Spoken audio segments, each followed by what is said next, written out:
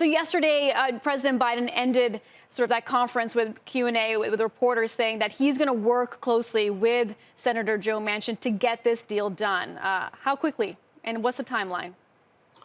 I think that's going to be at least a couple of months. One of the things that Senator Manchin is pushing for is for a full committee process. That would push this well into 2022. I think we are in a situation where something that happens often in DC is that things appear impossible right up to the moment they're inevitable. And as long as they're still talking, this remains possible. We're going to have a vote pretty early on in the new year. I think Senator Schumer wants to have an opportunity to tell progressives that he tried. He's going to try to force the issue. They're going to be discussing things up until that vote. But it does seem like we're going to need more changes than necessary before that vote occurs, probably sometime in January, to get this to Joe Manchin's liking, and something that could probably be more in the February-March timeframe at this time. But really, it's up to Joe Manchin what he can get before he makes a decision on what he can vote for, and that will clearly drive the timing. So here. I want to ask you, what is your read, Ed, on Senator Manchin? Why is he so reluctant to sign this bill, and what will it take? So, Seema, I think it's a couple of things.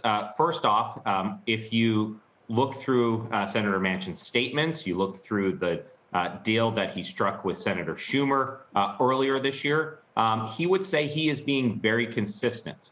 I think he believes that Democrats were trying to push him further than what he was comfortable with.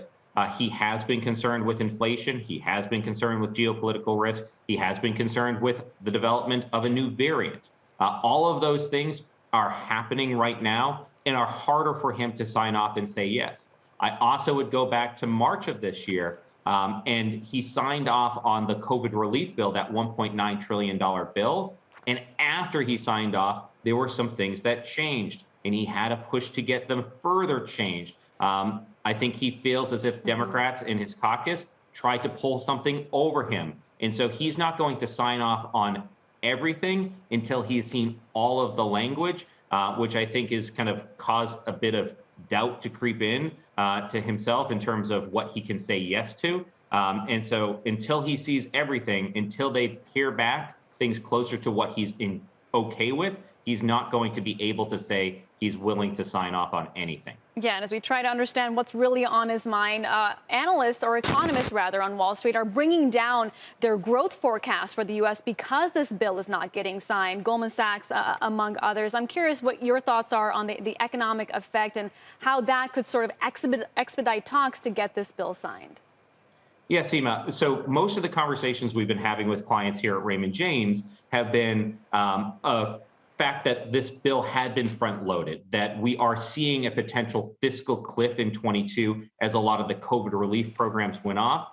And so I'm not sure if clients really were as focused on the individual programs, but more of the macro impact here.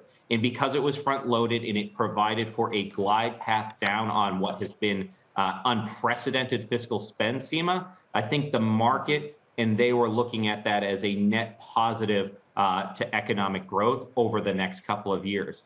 I do think because we've seen economic forecasts cut, because we saw a market reaction on Monday, that does put pressure on Democrats. It does put pressure on Senator Manchin to see what they can do to cut a deal to provide that glide path from here versus having the fiscal cliff that would be set up without additional relief. And Ed, just quickly, the longer it takes to get this bill signed, impact on midterms in 2022. Seema, when I talk to Democrats here in D.C., they think this is crucial. They know they're on the defensive, but I think they feel as if it would be a foregone conclusion they lose the majorities if they don't get that done. That's going to be a driving force for them to see if they can salvage something.